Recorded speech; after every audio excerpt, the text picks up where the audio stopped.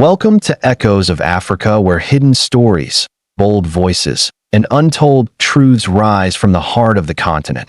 Before you dive in, hit subscribe and turn on the bell, because every echo here reveals the Africa they don't want you to see. Over the last 2 decades, Africa has quietly become one of the most important battlegrounds for global infrastructure and investment. Highways are stretching across deserts that were once considered impassable. Rail lines are reconnecting landlocked nations to global trade routes. Ports are expanding into megahubs. Solar farms are rising from arid ground. Wind turbines are climbing coastal ridges. Hydropower dams are transforming rivers into sources of energy and economic hope. Beneath all of this lies a powerful shift. Different actors, from rival global powers to new regional alliances and private investors, are now stepping into Africa's future. For much of the 20th century, African development was defined from the outside. Colonial infrastructure was built mainly to extract raw materials and send them overseas. Roads often led to ports, not to neighboring towns. Railways connected mines to ships, not farmers to markets. Power grids were fragmented and limited. Entire regions were left without reliable electricity or modern transport. After independence, many African nations struggled to finance major infrastructure on their own. Western institutions offered loans with conditions. Structural adjustment programs restricted public spending. Projects were delayed, abandoned, or underfunded. Growth continued, but the physical foundation needed for large-scale industrialization remained incomplete. Then, in the early 2000s, the landscape began to change. Emerging economies, particularly in Asia and the Middle East, saw opportunity where others saw risk. China's Belt and Road Initiative opened a wave of infrastructure lending. Turkey expanded construction contracts. India deepened port and rail investments. Gulf states began funding agriculture and renewable energy projects. Japan increased support for quality infrastructure.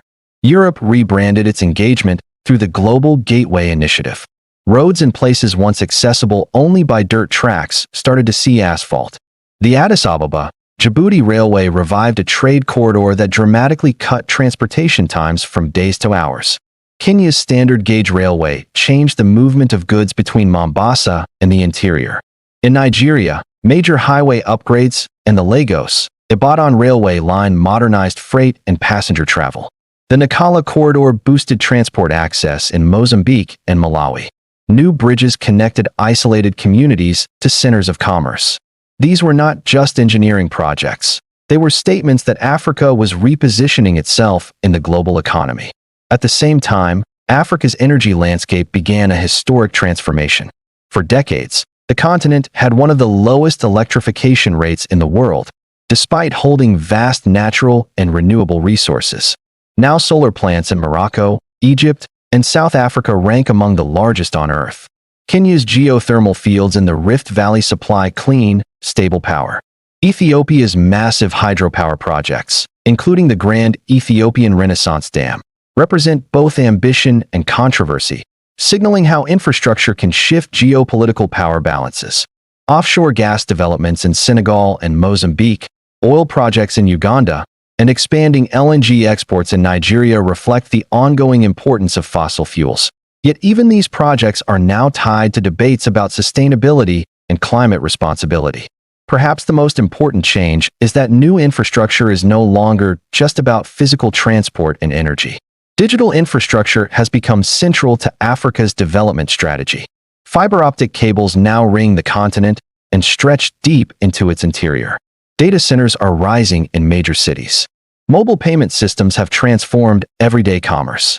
Undersea cables from Europe, Asia, and the Middle East are making African internet speeds faster and more competitive. Tech hubs in Nairobi, Lagos, Kigali, Cape Town, and Accra attract investors and entrepreneurs from around the world. Digital highways are becoming as valuable as physical ones, and everyone wants a connection.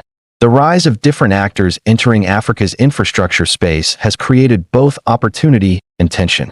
On one side, competition means more funding options.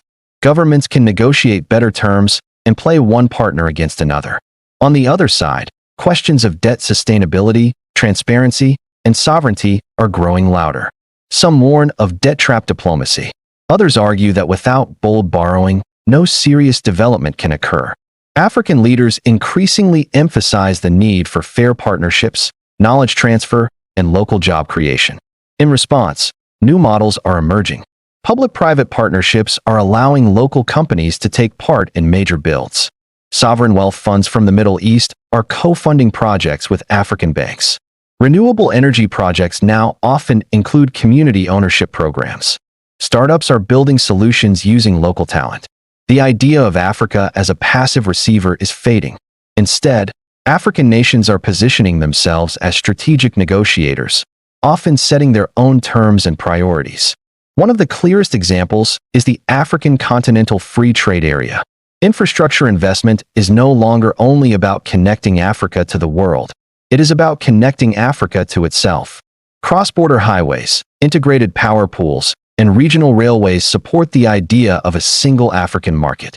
Industrial parks are located close to transport corridors. Special economic zones are planned around new ports.